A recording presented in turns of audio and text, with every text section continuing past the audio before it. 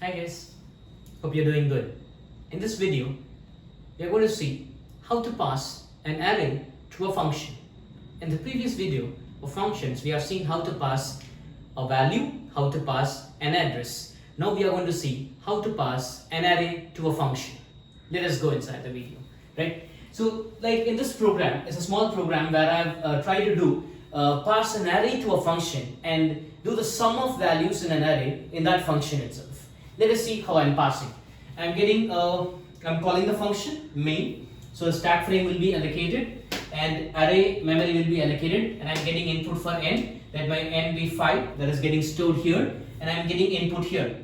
Right? I'm getting input for my array here. So that's getting stored here. For example, I'm getting 5 inputs, that's getting stored here, right? Now when I say I'm calling a function and passing an array, when I pass an array, I cannot take each and every value from the array and do it again and again. That will become tedious, right? We can do it by using inside a loop and then calling the function. That becomes more tedious, right? So what we can do is, instead of doing that, I'm just saying pass the entire array to a function.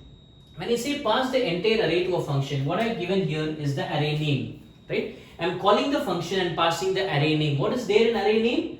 The starting address of the array, right? It is enough to know the starting address of the array to access the entire array, correct?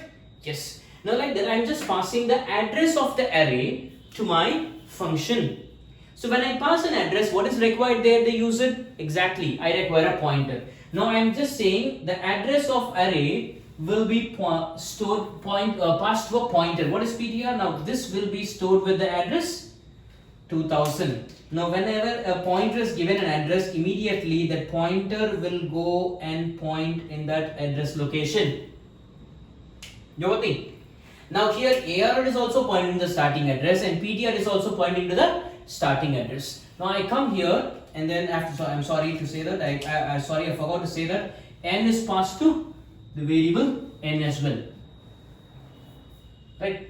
Now here ARR is passed to the pointer variable PTR and n is passed to n. Now here I access the loop, I use a loop to access the array elements. When I say PTR of 5, people may think like I've used a pointer here, how can I use an array? See guys, like when array is also storing the starting address and this pointer is also storing the address. I can use arrays and pointers hand in hand because both works in the same way.